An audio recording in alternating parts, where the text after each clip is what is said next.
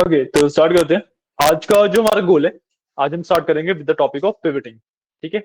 Excel के अंदर pivoting का मतलब क्या होता है? बेसिकली डेटा को समराइज करना होता है। ठीक है, मैं डेटा को किस तरीके से समराइज कर सकता हूँ, दैट इज पिवटिंग। ठीक है। अब पिवटिंग के अंदर चार सब टॉपिक्स हम कवर करते हैं। ठीक है। First one is pivot tables, then pivot table analysis, then pivot charts and pivot chart analysis. ठीक है। Pivoting concept wise, practice wise इतना ज्यादा मुश्किल टॉपिक नहीं है। बहुत ज्यादा ऐसा नहीं लगेगा कि भाई ये क्या ही पढ़ लिया है। ठीक है, इजीली समझ आएगा, कोई इशू नहीं है।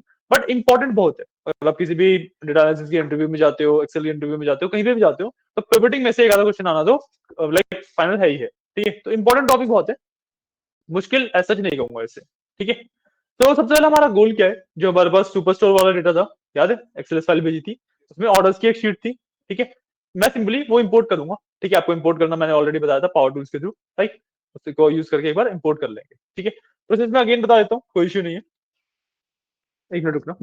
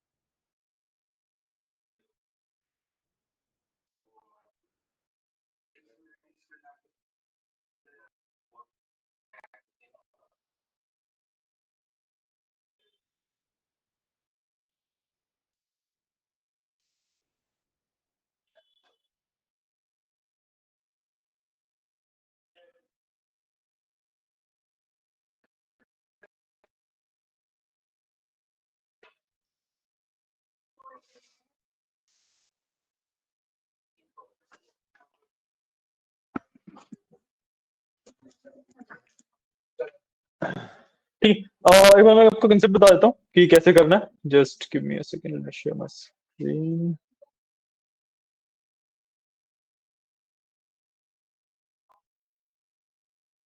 ठीक है, सिंपल था। मैं जाता हूँ डेटा के ऊपर, यहाँ से गेट डेटा पे क्लिक किया मैंने, and from file and Excel workbook.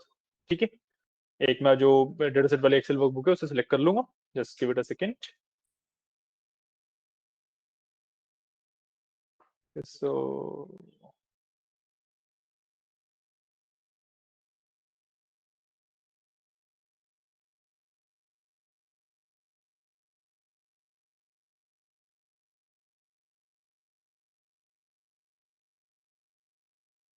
इसमें से बस मेरे को ऑर्डर्स वाली चाहिए।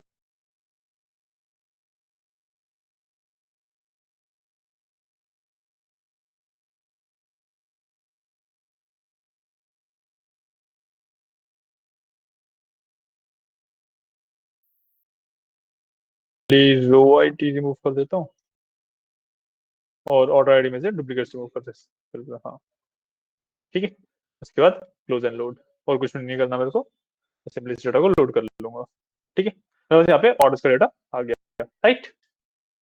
क्लियर है? क्या समझ आया? ठीक है। अब हम करेंगे कंसेप्ट ऑफ पिवटिंग। ठीक है, पिवटिंग का मतलब क्या होता है मैं आपको ऑलरेडी वो चीज बता चुका हूँ। ठीक है, तो उसमें ज्यादा जाने की हमें नीड नहीं है। इसका एक पिवट टेबल बनाने के लिए सबसे पहले इस टेबल में मैं कहीं पे भी एक सेल सेलेक्ट कर लेता हूँ। ठीक है, उसके बाद आई गो टू इंसर्ट। ठीक है, इंसर्ट के अंदर आई insert a pivot table. Simple first option होता है पिवट टेबल का, मैं वो इंसर्ट कर लेता हूँ। तो इस तरीके का पैनल खुलता है। ठीक है, इसमें मेरे को कुछ भी चेंज नहीं करना, सिर्फ मैं ओके कर दूंगा। ठीक है, ये होता है मेरा एक पिवट टेबल।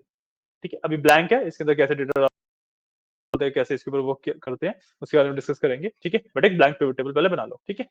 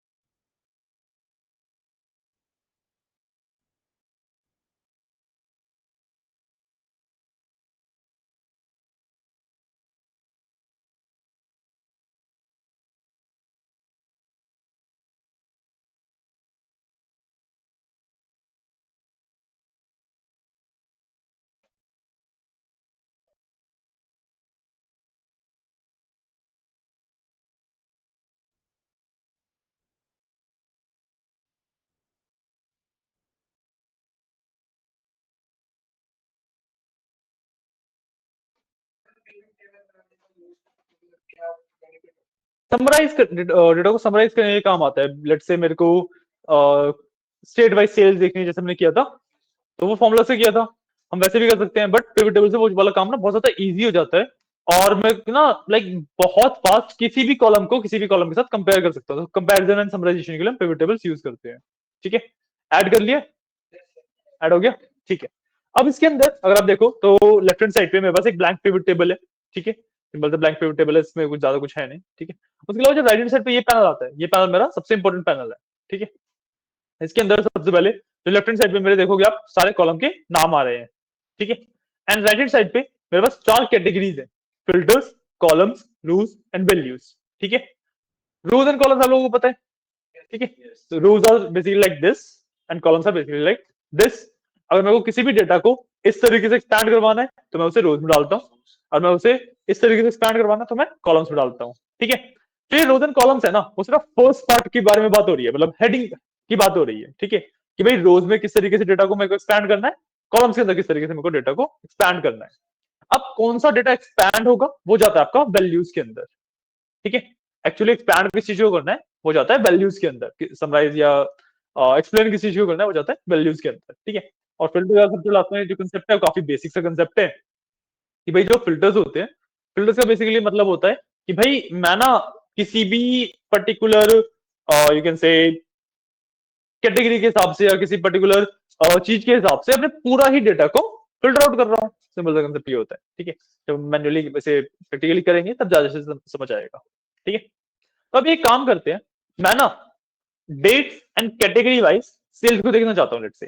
ठीक है, डेट्स के हिसाब से और कैटेगरी के हिसाब से। ठीक है, तो सबसे पहले मेरे को देखना क्या है, सेल्स।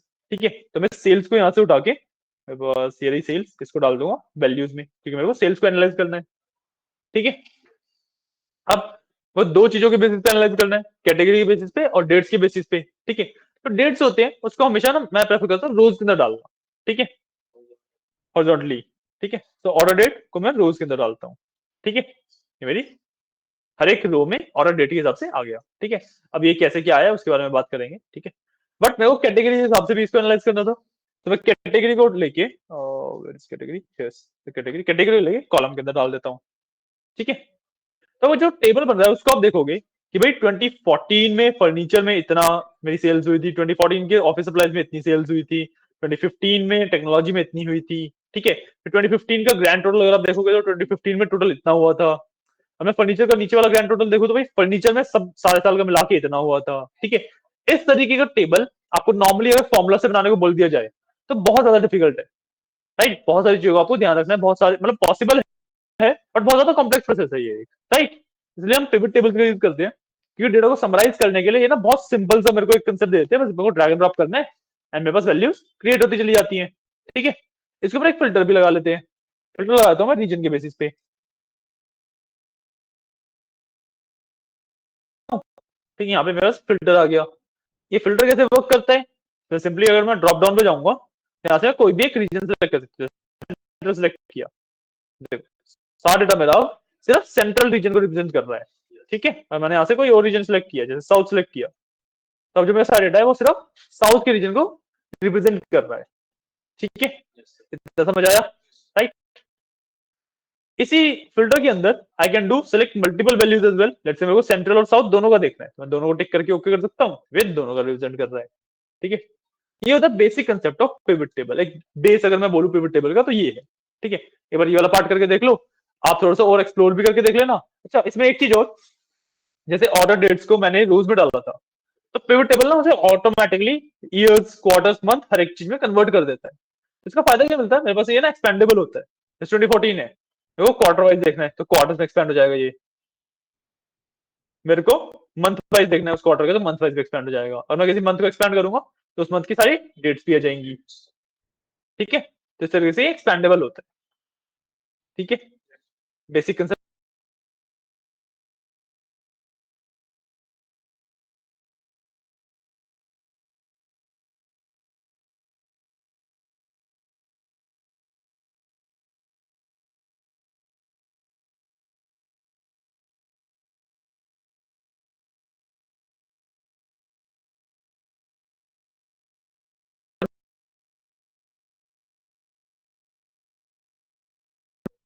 है ना? तो हाँ, फिल्टर में लगा तो आप ऊपर से जो भी सिलेक्ट करोगे सिर्फ उसका डेटा आएगा यहाँ पे, ऑटोमेटिक चेंज होगा सारा।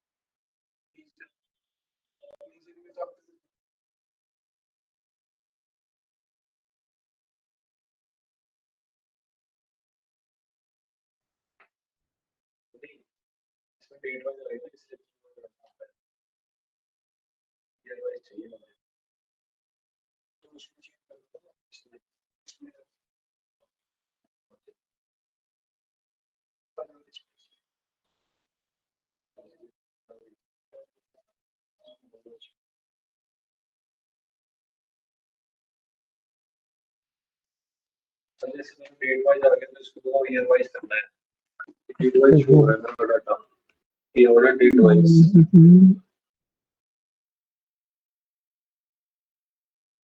आपने क्या किया? सारी डेट वाइज आता है। नहीं वो तो ठीक है। हाँ,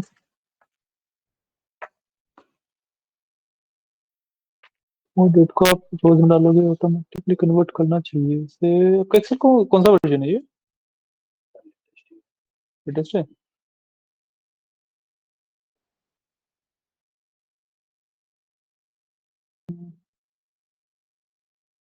देखो बाय डिफॉल्ट नहीं ऑटोमेटिकली समराइज करता है, आपकी मॉडल ऑटोमेटिकली समराइज कर नहीं रहा है, तो कोई इशू नहीं है। इसको आप और डेट की जगह किसी और चीज से कर लो अभी, ठीक है? जब हम टेबल एनालिसिस के ऊपर जाएंगे तो इसको समराइज कैसे करवाया जाता है और कैसे अनसमराइज मतलब ग्रुपिंग और अनग्रुपिंग कैसे की जाती है वो भी सीखेंगे। तो तब आप इसको ग्रुप करना सीख लेना, ठीक है ना? आप ये किसी और की चीज के बेसिस पे कर लो, ठीक है? आप लोगों ने किया, क्रिएट हुआ, सिंपल इनफ, कोई ज्यादा डाउट तो नहीं? ठीक है। अब अगला पार्ट जो मैं बताने वाला हूँ वो है कि भाई अभी मैं क्या देख रहा हूँ, सम ऑफ सेल्स देख रहा हूँ, है ना? But there is a chance कि भाई मेरे को एवरेज भी देखना हो सकता है, मेरे को मैक्सिमम मिनिमम कुछ भी देखना हो सकता है, ठीक है? तो उसके लिए जो कंसेप्ट आता है वो आता है वैल्यू फील्ड सेटिंग्स का, ठीक है? जो मेरे पास सम ऑफ सेल्स आ रहा है वैल्यूज के अंदर, ठीक है? आप अपने वाले में नोटिस करो, तो उसके राइट हैंड साइड पे एक छोटा सा ड्रॉप डाउन एरो है ना? उस पर मैं क्लिक करूंगा तो मेरे पास एक ऑप्शन आ जाता है उसके मेन्यू के अंदर वैल्यू फील्ड सेटिंग्स का, है ना? इस पर क्लिक करेंगे, इस तरीके का पैनल खुल जाता है, ठीक है? यहाँ से आप सिलेक्ट कर सकते हो कि किस तरीके से आपको द सम मतलब सेल्स को रिप्रेजेंट करना है। तो अभी बाय डिफॉल्ट सम सिलेक्टेड है और मैं यहाँ पे एवरेज सिलेक्ट कर देता हूँ, यहाँ से मेरा एवरेज वैल्यूज आ गई हैं यहाँ पे सारी। ठीक है, आप काउंट, मिन, मैक्स कुछ भी सिलेक्ट कर सकते हो। ठीक है, डिफरेंट डिफरेंट चीजें एक्सप्लोर करके देखो। ठीक है, वैसे डिफरेंट डिफरेंट चीजें एक्सप्लोर करके देखो।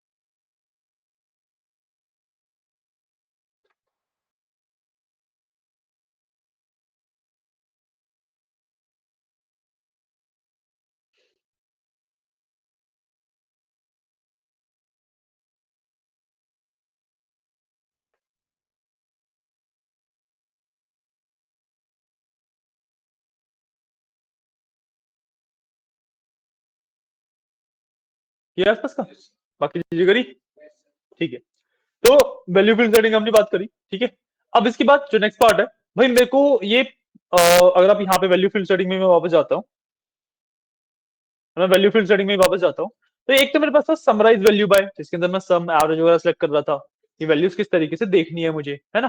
दूसरा ऑप्शन है मेरे पास शो वैल्यू एज। ठीक है, शो वैल्यू एज का क्या मतलब होता है कि भाई मेरे को value as a part of whole देखना है। ठीक है, कि भाई परसेंटेज ऑफ ग्रैंड टोटल देखना है या किसी भी पार्ट का एक मतलब एक होल का एक पार्ट देखना है, जैसे पाई चार्ट्स वगैरह में करते हैं उस तरीके से देखना है, तो मैं यहाँ पे शो वैल्यू एज में जा सकता हूँ। ठीक है, यहाँ पे मैं सिंपल सा नो कैलकुलेशन की जगह पे सिलेक्ट करता हूँ परसेंटेज ऑफ ग्रैंड टोटल, मैंने ओके किया, बस परसेंटेज ऑफ ग्रैंड टोटल में कन्वर्ट हो गया ये। ठीक है, इतना करो। क्या है उसका?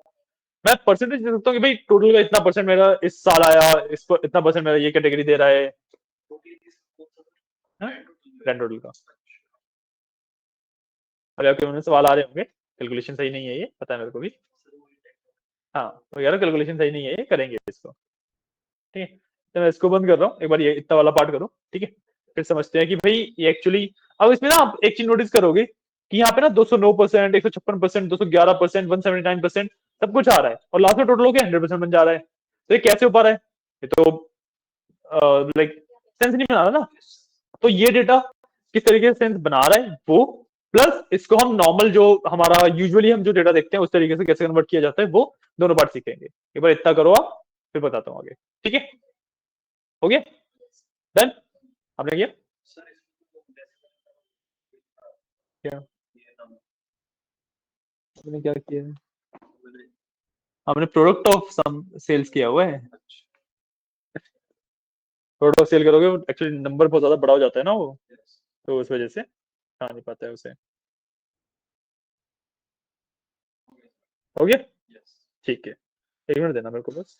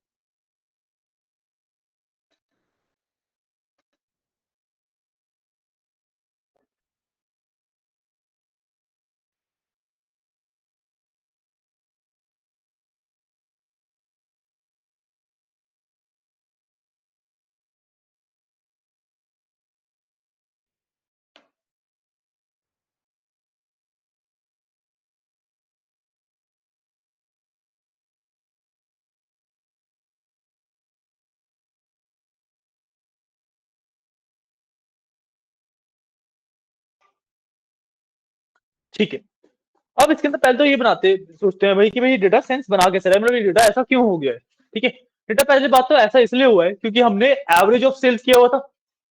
अब मैं एवरेज ऑफ सेल्स का परसेंटेज ऑफ ग्रैंड टोटल निकाल रहा हूँ, तो average percentage of grand total आएगा, तो ग्रैंड टोटल के कंपैरेटिवली इस जगह की सेल्स कितनी थी, कैसे थी, ठीक है, तो वो आएगा। अब ये डेटा कैसे है कि भाई ग्रैंड टोटल तो मैं 100% एज्यूम कर लिया, ठीक है, अब मैं देख रहा हूं कि जो एवरेज सेल थी, ठीक है, वो ओवरऑल डेटा की कंपेयर टू समथिंग, तो ये ओवरऑल डेटा की जो एवरेज सेल्स है वो तो समथिंग होगी, जो भी है उसको मैंने 100 मान लिया, ठीक है। तो अगर मैं 2014 में फर्नीचर की बात करूं तो हमने ओवरऑल एवरेज से 79% ज्यादा एवरेज यहाँ पे अचीव करी है। गेटिंग अ पॉइंट, कि मान लो ऑन एन एवरेज मैं अपने सारे डेटा की एवरेज सेल्स निकाल लूं तो 100 आ रही है, ठीक है, तो मैंने 2014 में फर्नीचर में 179 की एवरेज अचीव किया है। गेटिंग अ पॉइंट, आपने ओवरऑल से ज्यादा एवरेज अचीव किया है, ठीक है। ये आपके ज्यादा यूज किया जाता है जब आपको देखना है कि भाई आपका जो कंपनी है वो ग्रोथ कर रही है या नहीं कर रही है। जैसे आप ऑफिस सप्लाईज में देखो एवरेज बहुत ज्यादा कम है ओवरऑल एवरेज से, तो भाई ऑफिस सप्लाईज मेरी बहुत ज्यादा वर्क नहीं कर रही है, चल नहीं रही है इतनी अच्छे से, राइट। बट जो फर्नीचर है, जो टेक्नोलॉजी है, वो अच्छी खासी अचीव कर रही है ना, ये वाली बात होती है, ठीक है। इस तरीके से डेटा इस वजह से 100% से ऊपर का डेटा यहाँ पे दिखा रहा है, ठीक है। बट और मेरे को जैसे नॉर्मली मैं देखता हूँ जिस तरीके से मैं परसेंटेज ऑफ ग्रैंड टोटल में नॉर्मली दिखे कि भाई इतने इतने परसेंट है और लास्ट में 100% हो गया, वो करने के लिए मेरे को एवरेज की जगह इसको सम ऑफ सेल्स करना पड़ेगा। तो अगेन मैं इसको सिलेक्ट करूंगा, वैल्यू फील्ड सेटिंग में जाऊंगा और यहाँ पे समराइज वैल्यू बाय में सम कर दूंगा इसे वापस। और मैंने जैसे ही सम ऑफ सेल किया तो अब देखो अब सेंस बना रहा है, टोटल 100% ही आ रहा है, ठीक है। ये वाला पार्ट भी कर लो, कर लिया, सम ऑफ सेल्स पे वापस आ गए थे, ठीक है। तो ये वाला पार्ट होता है मेरा नॉर्मली कैसे किया जाता है, ठीक है। तो जो पिवट टेबल है ना वो बेसिकली इसी तरीके से, ठीक है। उसके अलावा इसमें पिवट टेबल की डिजाइनिंग आती है, ठीक है। डिजाइनिंग में क्या होता है, जैसे मैंने सेलेक्ट कर रखा है, यहाँ पे देखो ऊपर दो टैब आते हैं, पिवट टेबल एनालिसिस, जो कि पिवट टेबल जब एनालाइज के हम बात करेंगे तब पढ़ेंगे इसके बारे में। इसके अलावा जो अलग टैब है मेरे पास वो है डिजाइन का टैब, ठीक है। डिजाइन के टैब में मेरे पास सबसे पहले तो स्टाइल्स है, किस तरीके का मेरे को देखना चाहिए मेरा पिवट टेबल। देखो आप डिफरेंट डिफरेंट के ऊपर हवा करोगे अलग अलग कलर्स वगैरह में हो जाएगा। अगर आप इसको खोल के देखो तो काफी सारे अलग अलग टाइप ऑफ डिजाइन अवेलेबल है, ठीक है। आप चाहो तो यहाँ से न्यू पिवट टेबल स्टाइल में जाके एक एक चीज को मैन्युअली भी कलराइज कर सकते हो, ठीक है। स्टाइल नहीं है, सिर्फ डिजाइनिंग है, वो ज्यादा इसका वो नहीं है, मतलब बनता नहीं है, क्रिएटिविटी वाला पार्ट है। आपको जिस तरीके से जो अच्छा लगे उस तरीके से वो कर सकते हो, ठीक है। नॉर्मली छोड़ो, उसके बाद मेरे पास आता है पिवट टेबल स्टाइल ऑप्शंस, ठीक है। पिवट टेबल स्टाइल ऑप्शंस का मतलब क्या होता है कि भाई मैं जो पिवट टेबल है उसमें कहाँ कहाँ पे कलरिंग होगी, कहाँ पे नहीं होगी, ठीक है। इसमें चार ऑप्शन होते हैं, row headers, column headers, banded rows and banded columns, ठीक है। जो रो हेडर्स है कॉलम हेडर्स है दोनों ऑन है, इनको ऑफ करूंगा तो बेसिकली रो हेडर्स यहाँ से गायब हो जाएंगे। देखो सॉरी, जो रो हेडर ये हर एक रो के हेडर है, और मैं इसे ओपन करूंगा तो ये हेडर बन रहे हैं ना, ये भी हेडर है, ये बोल्ड हो रखे हैं, तो इसकी स्टाइलिंग बंद हो जाएगी, मेरा सारा डेटा एक जैसा आएगा, ठीक है। सिमिलर केस में ये मेरे कॉलम के हेडर्स हैं, ये भी बोल्ड हो रखे हैं, और मैंने बंद करूंगा ये भी स्टाइलिंग चली जाएगी और ये नॉर्मल हो जाएगा, ठीक है। तो ये होता है simple concept of row headers and column headers, ठीक है। उसके बाद जो मेन कंसेप्ट आता है वो होता है बैंडेड रोज एंड बैंडेड कॉलम्स का, ठीक है। बैंडेड रोज एंड बैंडेड कॉलम्स का सिंपल सा मतलब होता है कि भाई एक रो अलग रंग की, फिर अलग रंग की, फिर पहले वाले रंग की, मतलब स्ट्राइप्स बन जाती है बेसिकली, ठीक है। मैं यहाँ से बैंडेज ऑन कर दूं, स्ट्राइप्स बन गई, एक कलर फिर व्हाइट, मतलब ग्रे फिर व्हाइट, ग्रे फिर व्हाइट, इस तरीके से चल रहा है, ठीक है। कहते हैं बैंडेड रोज, ठीक है। अब बैंडेड कॉलम्स में भी सेम चीज होती है बट कॉलम्स के साथ, ठीक है। हम इन दोनों ऑप्शन को कभी भी एक साथ अनेबल नहीं करते क्योंकि डेटा फिर विजिबिलिटी बहुत ज्यादा बेकार हो जाती है, डेटा समझना बहुत ज्यादा मुश्किल हो जाता है इस तरीके से, है ना, कि कॉलम्स वो एक साथ चल रहे हैं, रोज अलग अलग चल रही है, तो डेटा की विजिबिलिटी सही नहीं रहती। तो या तो आप बैंडेड कॉलम्स ऑन करते हो या फिर बैंडेड रोज ऑन करते हो। यूजुअली बैंडेड रोज को ऑन किया जाता है, बैंडेड कॉलम्स को इतना ज्यादा यूज नहीं किया जाता है। तो यहाँ पे बैंडेड कॉलम बंद करूंगा, दिस इज द यूजुअल जिस जिस तरीके से देखा जाता है एक पिवट टेबल को, ठीक है। मैं स्टाइल भी चेंज करूंगा तो इसके साथ स्टाइल भी मैच हो गया, लुकिंग ग्रेटफुल, ठीक है। इसके अलावा मेरे पास लेआउट वाले ऑप्शन आते हैं, ठीक है। सबसे पहले ऑप्शन आता है मेरे पास ब्लैंक रो का, ठीक है। भाई हर एक डेटा पॉइंट के बाद एक ब्लैंक रो ऐड कर देगा ये, ठीक है। इंसर्ट ब्लैंक रो करूंगा, देखो हर डेटा पॉइंट के बाद एक ब्लैंक रो ऐड हो गई है ना। अगर मैं इसको बंद कर दूंगा तो यहाँ पे भी ब्लैंक रो एडेड है मेरी, ठीक है। अब आप पूछोगे भाई इन दोनों के बीच में क्यों नहीं एडेड है एक ब्लैंक रो। इन दोनों के बीच में ब्लैंक रो इसलिए एडेड नहीं है क्योंकि जो ये क्वार्टर 1 2 3 4 है, ये एक्चुअली पार्ट तो 2014 के है ना, तो ये पार्ट रिप्रेजेंट कर रहा है कि भाई जो ये वाले क्वार्टर्स हैं ये 2014 के पार्ट्स हैं। इस वजह से इनके बीच में एक ब्लैंक रो नहीं आती है। अब आपको ये ब्लैंक रो रिमूव करनी है तो वही ब्लैंक रो पे जाके रिमूव ब्लैंक रो कर दोगे आप बस, ठीक है, इससे रिमूव भी हो जाएगी। ठीक है, उसके अलावा मेरे पास लेआउट होते हैं अलग अलग। ठीक है, मेरे पास 3 तरीके के मेन लेआउट होते हैं। ठीक है, compact layout, outline layout and tabular layout. ठीक है, compact form, outline form, tabular form, किसी भी तरीके से बोल लो, दोनों चीजें सेम है। ठीक है, जिस फॉर्म में ये अभी ऑटोमेटिकली आता है, जिस फॉर्म में अभी आपको पिवट टेबल दिख रहा है, दैट इज कॉम्पैक्ट फॉर्म। ठीक है, तो अगर मैं शो इन कॉम्पैक्ट फॉर्म पे क्लिक करूंगा तो कुछ भी फर्क नहीं पड़ेगा क्योंकि ये ऑलरेडी कॉम्पैक्ट फॉर्म में ही है। ठीक है, बट अगर मैं बाकी लेआउट पे जाऊं तो शो इन आउटलाइन फॉर्म, ठीक है, तो इसमें इसने हर एक चीज के अलग अलग कॉलम्स डाल दिए कि भाई 2014 के अंदर ये क्वार्टर्स हैं, फिर अगर मैं कोई भी एक्सपैंड करूंगा तो आगे वाले कॉलम के अंदर मंथ्स आएंगे एंड इस तरीके से डेटा यहाँ पे एक्सपैंड होते हैं। ठीक है, this is your outline form. ठीक है, टैबलर फॉर्म में देखूं तो भाई प्रॉपर टेबल्स बन रहे हैं। 2014 का क्वार्टर 1 है, इसके ये आपके मंथ्स है, ये जैसे प्रॉपर टेबल बनाया जाता है उस तरीके से दिख रहा है। ठीक है, इसके अलावा इसमें दो ऑप्शन और होते हैं, इसको रिपीट ऑल आइटम्स लेवल होता है, do not repeat items level होता है। ठीक है, इसका मतलब क्या होता है, जो यहाँ पे एम्प्टी एम्प्टी दिख रहा है ना, ये सारा एक्चुअली फिल कर देगा। कैसे फिल कर देगा, जैन फेब मार्च है, किसका पार्ट है, क्वार्टर 1 का, तो यहाँ पे जो दो एम्प्टी है इसमें भी क्वार्टर 1 लिख देगा। ठीक है, अब क्वार्टर 1 क्वार्टर 2 ये जितना भी है ये सब किसका पार्ट है, यहाँ से लेके ये सारे क्वार्टर्स किसका पार्ट है, ईयर का, तो 2014, तो इसके नीचे जो ब्लैंक आ रहा है यहाँ पे सब में 2014 भर देगा। ठीक है, तो देखो किस तरीके से होता है, रिपीट ऑल किया, देखो फिल कर दिया, है ना, तो इस तरीके से आपका ये वाला पार्ट होता है।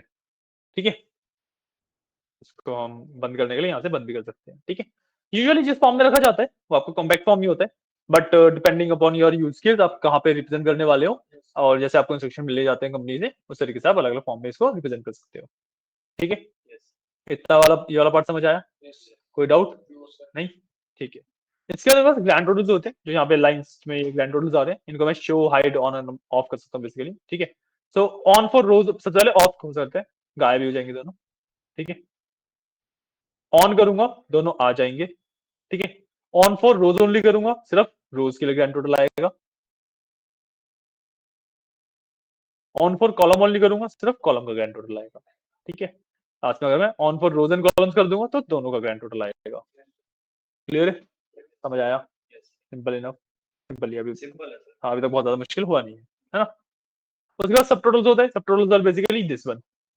ठीक है, कि 2014 का जो सब टोटल है वो ये है। ठीक है, तो मैं सब टोटल को दोनों शो कर दूंगा, गायब हो गए।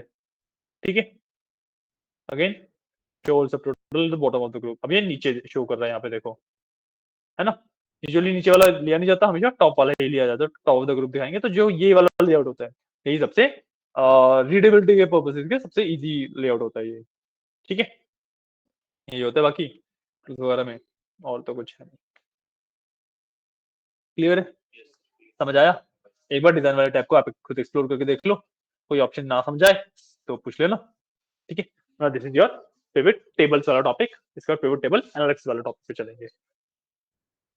ऑलमोस्ट हम आज पिवट टेबल एनालिसिस भी खत्म कर ही लेंगे तो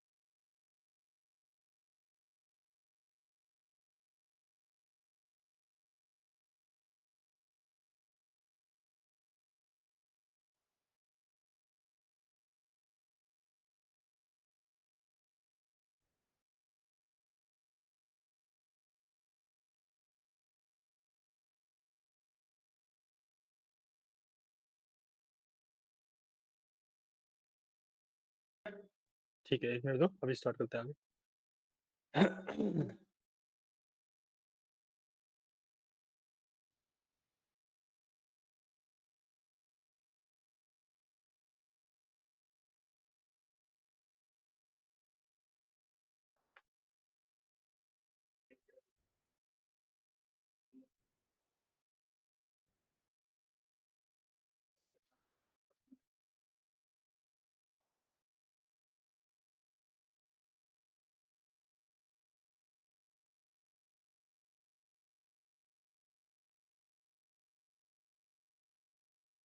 किया, डन, कोई डाउट्स अभी तक?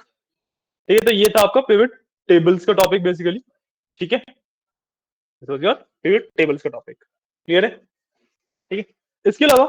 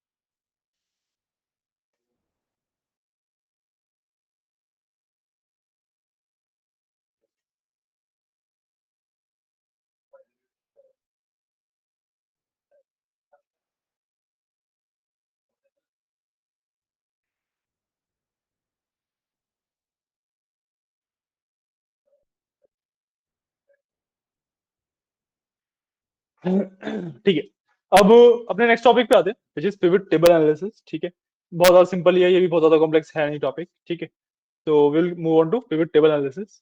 ठीक है, इसके अंदर सबसे पहले तो मेरे पास यहाँ पे पिवट टेबल की डिटेल्स आती है, इसमें मैं पिवट टेबल का बेसिकली नाम चेंज कर सकता हूँ। ठीक है, तो ये ऑप्शंस वाला पार्ट है, इसमें हमें जाने की नीड नहीं होती, क्योंकि जो भी ऑप्शंस वाला पार्ट है ये बेसिकली एक मेरे को ना अलग से पैनल देता है जिसके अंदर यही सारे ऑप्शंस होते हैं। ठीक है, बट वो अलग से पैनल के अंदर होते हैं। ठीक है, सिंपल सा ये कंसेप्ट है। उसके अलावा यहाँ पे अगले में अगर मैं देखूँ तो एक्टिव फील्ड में यहाँ पे मैं फील्ड का नाम चेंज कर सकता हूँ। यहाँ पे सम ऑफ सेल्स दिखा है, लेट्स से मेरे को इसको टोटल सेल्स करना है, तो मैं यहाँ पे इसको टोटल सेल्स भी कर सकता हूँ। ठीक है, तो जो ये सम ऑफ सेल्स लिखा हुआ है ये टोटल सेल्स में कन्वर्ट हो जाएगा, सिंपल। ठीक है, उसके बाद जो ये फील्ड सेटिंग का ऑप्शन है, ये अगेन वही ऑप्शन है जो आप वैल्यू फील्ड सेटिंग यहाँ से खोलते हो, राइट। उसके अलावा शो डिटेल्स है। ठीक है, शो डिटेल्स का मतलब है कि भाई जो आपका ये पिवट टेबल बना हुआ है, जो अभी डेटा इसके अंदर दिख रहा है, वो डेटा किस डेटा के बेसिस पे निकला हुआ है वो, तो यहाँ पे वो डेटा दिखा देगा कि भाई इस डेटा के बेसिस पे इसने ये पिवट टेबल बना रखा है। ठीक है, अब शो डिटेल आप बार बार मत करना, क्योंकि हर बार वो एक नई शीट ऐड करेगा। ठीक है, और आपको उसको मैन्युअली फिर डिलीट करना पड़ता है, वो ऑटोमेटिकली बस आपने बंद किया और वो बंद नहीं जाता। ठीक है, उसके बाद मेरे पास ट्यूटोरियल में यहाँ पे एक्सपैंड और कोलैप्स के ऑप्शन आते हैं। ठीक है, ये वाले एक्सपैंड और कोलैप्स का मतलब होता है इसको मैं बंद कर सकता हूँ तो ये कोलैप्स हो जाते हैं। ठीक है, एक्सपैंड करूंगा तो ये प्रॉपर्ली एक्सपैंड हो जाते हैं सारे इस तरीके से। ठीक है, दोबारा एक्सपैंड पे क्लिक करूंगा, ये और एक्सपैंड हो जाएंगे, दोबारा करूंगा और एक्सपैंड हो जाएंगे, सिंपल ऑप्शन, राइट। ठीक है, अब आते हैं नेक्स्ट पार्ट मेरे पास ग्रुपिंग का। ठीक है, जो ग्रुपिंग का पार्ट है, ग्रुपिंग का पार्ट इज बेसिकली कि भाई जैसे आपका डेटा अलग अलग आ रखा है सारा, उसको ग्रुप आउट करना है। ठीक है, तो पहले इसके अंदर मेरे पास दो तीन ऑप्शन है, group selection, ungroup and group field. ठीक है, ग्रुप सिलेक्शन का मतलब है कि भाई मैं बस फील्ड को सिलेक्ट कर रहा हूँ, ये ऑप्शन बहुत ज्यादा यूज किया नहीं जाता, क्योंकि इसका सिलेक्शन वाला पार्ट में जस्ट ऐसे भी सिलेक्ट कर सकता हूँ, है ना।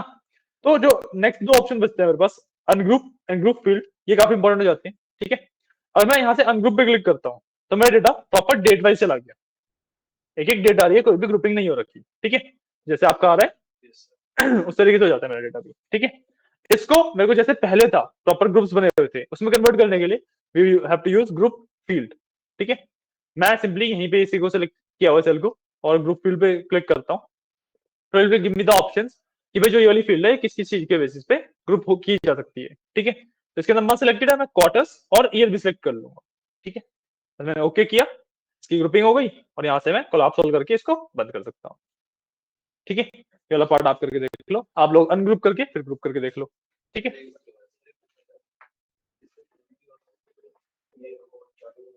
आपने सेलेक्ट ही कुछ और किया हुआ है, यहाँ पे सिलेक्ट करो, फिर ये तो ग्रुप फील्ड।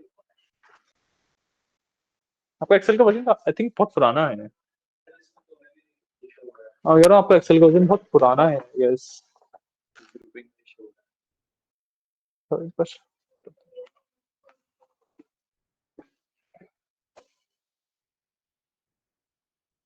अच्छा, आपने डेट्स तो आई नहीं है ना, आपके नंबर्स आ रहे हैं, जो आपने डेटा इंपोर्ट किया वो डेटा ही सही से इंपोर्ट नहीं किया है। यहाँ पे तो डेट्स सही आ रही है, ठीक है ना, कहीं पे तो इशू किया हुआ है आपने। आपने कॉपी पेस्ट किया है क्या डेटा? नहीं सर,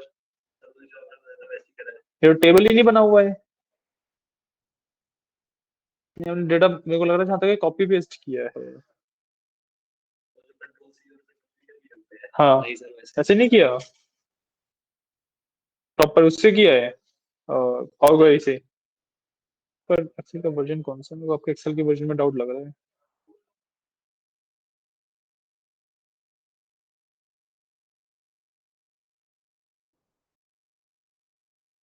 ऑफिस 365 की है, ठीक है, फिर वर्जन तो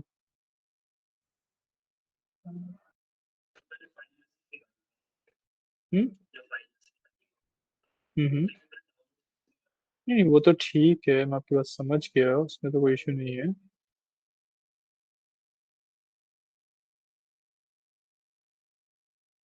नहीं आपने कहा, इसमें तो मेरे को कुछ भी नहीं दिख रहा है, हमने कुछ भी नहीं किया। रो आईडी भी ऐसा कैसे है, डुप्लीकेट्स भी दिख रहे हैं मेरे को, ये भी कन्वर्ट नहीं किया इसका टाइप भी। डुप्लीकेट्स नहीं हटाए मैंने। नहीं, टाइप भी कन्वर्ट नहीं किया, इसको ट्रांसफॉर्म नहीं किया ना आपने प्रॉपरली। बस आप क्लोज एंड लोड कर दोगे, इस ओपन करके क्लोज एंड लोड कर दोगे तब थोड़ा होएगा, आपको ट्रांसफॉर्म करना पड़ेगा ना उसे। वो वाले प्रोसेस आपने किया नहीं, अभी तो मैंने बताया था। देखो, रो आईडी मेरे को रिमूव करना है तो इसको मैं रिमूव कर दूंगा। ठीक है, इसमें से डुप्लीकेट्स मेरे को हटाने हैं तो मैं रिमूव डुप्लीकेट्स करता हूँ। इन दोनों का टाइप सही नहीं है, देख रहे हो, और डेट और शिप डेट को नंबर्स में आ रहा है, डेट्स में नहीं आ रहा है। क्या? हाँ वही कह रहा हूँ, हमने ट्रांसफॉर्म नहीं किया ना बिल्कुल भी उसे। डुप्लीकेट्स रिमूव कर रहा है, गिव इट अ सेकंड। उसके बाद यहाँ से इसको टाइप चेंज करके डेट करना। ठीक है, उसके बाद क्लोज एंड लोड करना। बाकी भी देख लेना आगे कोई दिक्कत ना हो। ठीक है, डेटा ही सही से लोडेड नहीं है। क्या आपने ग्रुपिंग ग्रुपिंग और अनग्रुपिंग हो गई आपकी? कोई डाउट नहीं ना अभी तक? ठीक है। अब इसके बाद ना जो फिल्टर वाला पार्ट है, इसको मैं अभी के लिए छोड़ रहा हूँ, उसके बाद लास्ट में आते हैं कि बाकी ऑप्शंस काफी सिंपल है, पहले वो कर लेते हैं, फिर इस पे वापस आएंगे। ठीक है, उसके बाद बस रिफ्रेश डेटा। ठीक है, रिफ्रेश का सिंपल सा मतलब क्या होता है कि भाई जो ये पिवट टेबल है, ये इस वाले टेबल के ऊपर बना हुआ है। ठीक है, अब मान लो इसके अंदर कुछ अपडेट होता है, इसके अंदर कोई नई एंट्री आ गई या कोई एंट्री रिमूव हो गई या कहीं पे अपडेट आया, तो ना बाय डिफॉल्ट इस पिवट टेबल के अंदर वो चीज रिफ्लेक्ट नहीं होगी। वो चीज रिफ्लेक्ट कब होगी? जब आप यहाँ से एक बार इसको रिफ्रेश कर लोगे। ठीक है, तभी वो चीज रिफ्लेक्ट होती है। और चेंज डेटा सोर्स का मतलब है कि भाई ऐसा ही टेबल है बट कोई और डेटा के साथ आपके पास एक और पड़ा हुआ है, आप सिंपली क्या कर सकते हो कि इसके अंदर चेंज डेटा सोर्स करके ये सेम पिवट टेबल आपका बना रहेगा, आपको दोबारा बनाने की जरूरत नहीं पड़ेगी। डेटा इसका जो जहां से डेटा ले रहा है वो चेंज हो जाएगा। कंसेप्ट समझ आया? क्लियर है? ठीक है, उसके बाद एक्शंस होते हैं, एक्शंस के अंदर बहुत ज्यादा कुछ है नहीं। क्लियर का मतलब जितने भी आपने यहाँ पे ये सब चीजें डाल रखी हैं वो सब हट जाएगा। ठीक है, या क्लियर फिल्टर्स करोगे तो यहाँ से फिल्टर्स भी हट जाएंगे। ठीक है, उसके बाद सेलेक्ट है, आपका डेटा सेलेक्ट हो जाता है, तो इस तरीके से सिलेक्ट हो जाएगा, वो नॉर्मली भी कर सकते हो। और मूव पिवट टेबल का मतलब होता है कि भाई जो ये टेबल है ना, इसको आप बस कंट्रोल एक्स करके कहीं पे भी कंट्रोल वी नहीं कर सकते। ठीक है, आपको मूव का यूज करना पड़ता है अगर आपको इसे किसी और शीट वगैरह पे मूव करना है तो we have to use move pivot table. ठीक है, ठीक है। उसके अलावा मेरे पास अगला आता है कैलकुलेशन। ठीक है, इसके बाद इस पे भी आते हैं अभी, और पिवट चार्ट वाला पार्ट हम पिवट चार्ट में करेंगे। ठीक है, बट इसके बाद लास्ट में अगर मैं देखूं तो शो का ऑप्शन आता है। शो का बेसिकली होता है फील्ड लिस्ट, जो ये वाला मेन्यू आता है इसको शो हाइड करने के लिए। ठीक है, उसके अलावा बटन, जो ये वाले यहाँ पे एडेड वाले बटन आ रहे हैं ना, इनको शो हाइड करने के लिए होता है। ठीक है, और लास्ट में फील्ड हेडर्स, इनके ऊपर जो नाम आ रहे थे वो शो हाइड करने के लिए होता है। क्लियर समझ आया? अब वापस आते हैं अपने सबसे पहले इस पे आते हैं कैलकुलेशन पे। ठीक है, कैलकुलेशन का बेसिक मतलब है कि भाई आपको कोई ऐसी एक फील्ड कैलकुलेट करनी है जो कि बाय डिफॉल्ट आपके डेटा के अंदर एग्जिस्ट नहीं करती है। मेरे डेटा के अंदर सेल्स और क्वांटिटी एग्जिस्ट करता है, बट मेरे डेटा के अंदर यूनिट प्राइस एग्जिस्ट नहीं करता। ठीक है, तो मैं यूनिट प्राइस को कैलकुलेट कर लूंगा। कैसे करूंगा? सिंपल फील्ड आइटम लिस्ट पे जाऊंगा, यहाँ पे कैलकुलेटेड फील्ड पे जाऊंगा, ठीक है, फील्ड का नाम दे दूंगा लेट्स से मैं यूनिट प्राइस, यूनिट प्राइस, ठीक है, और फॉर्मूला में लिख दूंगा मैं सिंपली सेल्स डिवाइड बाय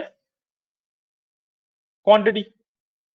मैंने ओके किया, मेरी एक फील्ड ऐड हो गई यहाँ पे, अगर आप लास्ट में देखो यूनिट प्राइस आ गई है, इसने बाय डिफॉल्ट यहाँ पे डाल भी दी है, total sales and sum of unit price भी आ रहा है यहाँ पे, है ना, बट मेरे को सम ऑफ यूनिट प्राइस तो चाहिए ही नहीं अभी के लिए, तो मैं इसको रिमूव कर दूंगा अभी के लिए, ठीक है। इस तरीके से आप कैलकुलेटेड फील्ड्स यूज कर सकते हो, अगर आपके पास डेटा के अंदर कोई कैलकुलेशन का स्कोप है बट वो डेटा एक्चुअली एग्जिस्ट नहीं करता, तो आप कैलकुलेट भी कर सकते हो उसे, ठीक है। ये पूरा पार्ट क्लियर हुआ, sales divide by quantity slash oblique, हाँ ठीक है, हो गया आप लोगों को, ठीक है। इसके बाद जो लास्ट मेरे पास बचता है पार्ट, वो बचता है फिल्टर्स का, ठीक है। फिल्टर के अंदर मेरे पास तीन ऑप्शन होते हैं, एक तो slicer, timeline and filter connection, ठीक है। तो फिल्टर कनेक्शन अभी आपका ग्रेड आउट है, ठीक है, ये क्यों ग्रेड आउट है, कैसे आएगा, इसके बारे में बात करेंगे, बट फिलहाल हम स्लाइसर और टाइमलाइन पे चलते हैं, ठीक है। सबसे पहले बात करते हैं, जब मैं स्लाइसर की बात कर रहा हूँ तो स्लाइसर का बेसिक मतलब क्या होता है, स्लाइसर होता है कि भाई जो ऊपर यहाँ फिल्टर लगा रखा है ना, इसी का थोड़ा सा विजुअली अपीलिंग वर्जन हो जाता है, सुंदर दिखने वाला वर्जन, ठीक है। अगेन मैं इंसर्ट स्लाइसर पे क्लिक करता हूँ, भाई सेम जो मैंने वहां पे रीजन सेलेक्ट किया था, यहाँ पे भी रीजन सेलेक्ट कर लेता हूँ, ठीक है, और बस ओके कर दूंगा, वो इस तरीके से एक स्लाइसर ऐड हो गया मेरे पास, ठीक है। अब ये जो दिख रहा है, ये थोड़ा सा अच्छा दिख रहा है, बट एक्चुअली काम ये सेम यही वाला करता है, कोई भी एक रीजन सेलेक्ट करूंगा, उस रीजन के हिसाब से डेटा मेरा अपडेट हो जाता है, ठीक है। मल्टीपल सेलेक्ट करने हैं, मैं यहाँ से क्लिक कर सकता हूँ और मैं मल्टीपल भी सिलेक्ट कर सकता हूँ, ठीक है, यहाँ से क्लियर कर सकता हूँ। ये होता है simple concept of slicer, basically filter होता है but more good looking, visually appealing, ठीक है, ठीक है। इसके बाद टाइमलाइन आता है, टाइमलाइन का कंसेप्ट भी सेम ही है, स्लाइसर की तरह ही होती है, बट इस बार मैं डेट्स के ऊपर लगा रहा हूँ, ठीक है। टाइमलाइन लगाने से पहले आपको एक चीज का ध्यान रखना पड़ेगा कि जो आपका डेटा है उसके अंदर डेट या टाइम के रिगार्डिंग कोई ना कोई कॉलम प्रेजेंट होना चाहिए, तभी आपकी टाइमलाइन लगती है, वरना नहीं लगेगी, ठीक है।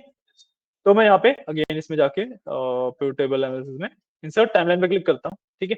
अब देखो यहाँ पे मेरे को ऑप्शन ही दो दिखा रहा है, ऑर्डर डेट और शिफ्ट डेट, क्योंकि जो ये टाइमलाइन है ये सिर्फ डेट्स वाले कॉलम पे ही या टाइमलाइन वाले कॉलम पे ही लग सकती है, और किसी कॉलम पे लग ही नहीं सकती है, ठीक है। तो मैं ऑर्डर डेट को टिक करता हूँ, ओके कर देता हूँ, यहाँ पे बस टाइमलाइन आ जाती है, ठीक है। इसका मैं सेलेक्ट कर सकता हूँ, मैं लेट्स से मंथ से सबसे पहले तो ईयर्स पे चला जाता हूँ, तो लेट्स से मेरे को सिर्फ 2016 का डेटा देखना है, 2016 पे क्लिक किया, 2016 का डेटा बजा, ठीक है। 2015 2016 दोनों को देखना है, दोनों को मैंने एक्सपैंड किया, दोनों का डेटा आ गया, ठीक है। इस तरीके से मैं क्वार्टर्स में जाके किसी पर्टिकुलर क्वार्टर या मल्टीपल क्वार्टर का डेटा भी देख सकता हूँ, मंथ्स में जाके किसी पर्टिकुलर मंथ या पर्टिकुलर मंथ्स का डेटा भी देख सकता हूँ, ठीक है। ये होता है कंसेप्ट ऑफ टाइमलाइन, समझ आया, क्लियर है, इजी है, कोई डाउट तो नहीं, ठीक है। अब मैं क्या करूंगा, मैं ना जो फिल्टर कनेक्शन है उसको समझने के लिए हमें ना एक पिवट टेबल और बनाना पड़ेगा, एटलीस्ट जब मेरे पास दो पिवट टेबल होते हैं तब फिल्टर कनेक्शन यूज किया जा सकता है, ठीक है। तो मैं अपने ऑर्डर्स वाले डेटा भी वापस जाता हूँ, ठीक है, यहाँ पे क्लिक किया, इंसर्ट किया, एक पिवट टेबल डाल दिया, ठीक है। इस बार मैं इस वाले ऑप्शन में ना एग्जिस्टिंग वर्कशीट सेलेक्ट किया मैंने, ठीक है, और यहाँ पे अपलोड पे क्लिक करके मैंने इसी के यहाँ पे गया और लेट से यहाँ पे मैं एक दूसरा अपना पिवट टेबल डालना चाहता हूँ, एंटर किया, ओके किया, यहाँ पे मेरा दूसरा पिवट टेबल आ गया। इसमें आप कुछ भी लगा लेते हैं, लेट्स से मैं सेगमेंट, नहीं सेगमेंट को कॉलम्स में डालते हैं, ठीक है, और सब category wise let's say unit price देखना चाहता हूँ, ठीक है, तरीके से मेरा पिवट टेबल बन गया, राइट। अब फिल्टर कनेक्शन का मतलब क्या होता है कि बाय डिफॉल्ट अभी जो ये स्लाइसर और टाइमलाइन है ये सिर्फ इससे कनेक्टेड है, अगर सेंटर क्लिक करूंगा तो इसको कुछ भी फर्क नहीं पड़ रहा, देखो यहाँ पे मैं कुछ भी सिलेक्ट करूं, है ना, यहाँ पे मैं, ठीक है, यहाँ पे मैं कुछ भी सिलेक्ट करूं इसको फर्क नहीं पड़ रहा है, राइट। फिल्टर कनेक्शन का मतलब यही होता है कि जो ऑलरेडी डले हुए स्लाइसर या टाइमलाइन है उसको मैं इससे भी कनेक्ट कर सकता हूँ, ठीक है।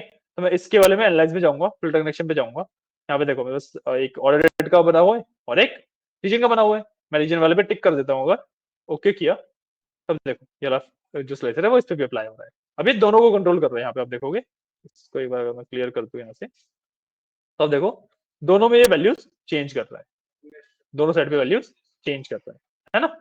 ये कंसेप्ट होता है सिंपल सा फिल्टर कनेक्शन का, ठीक है। तो ये था आपका पिवट टेबल्स वाला पूरा पार्ट। इसके अंदर हमने pivot table designing and pivot table analysis तीनों पार्ट कंप्लीट करे हैं, ठीक है। सेम कंसेप्ट आपके साथ पिवट चार्ट के साथ भी आते हैं, जो कि हम कल करेंगे, ठीक है। आज के लिए इतना काफी है, ये वाला पार्ट आप कर लो, ठीक है। अलग अलग डिफरेंट डिफरेंट चीजें एक्सप्लोर कर लो, अलग अलग ऑप्शन एक्सप्लोर कर लो। कोई डाउट्स वगैरह कहीं पे आए तो पूछ लेना मुझसे। हाँ जी। आपके वाले में डेटा सही से रीड भी नहीं कर रहा, तो आपको इसका टाइप भी चेंज करना पड़ेगा, ऐसे इसको डेट करना पड़ेगा, ठीक है। सिमिलरली इसको भी शिप डेट को भी डेट कर लेना, ठीक है सर। और फिर बाकी आई डोंट थिंक से कोई और इशू होगा, सिर्फ फिर क्लोज एंड लोड कर देना, ठीक है। एक बार डेट होने देना, देख लेना कि डेट सही से दिख रही है या फिर नहीं, ना दिखे तो पूछ लेना मुझसे।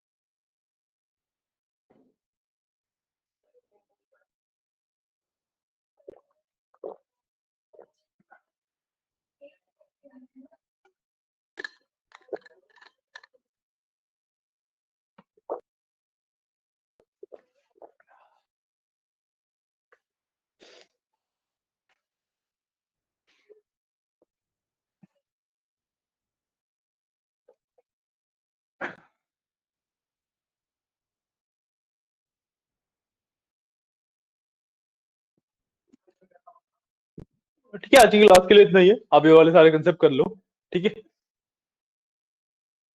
मैं क्लास एंड कर रहा हूँ, आप लोग कर लेना, ठीक है। चलिए, थैंक यू।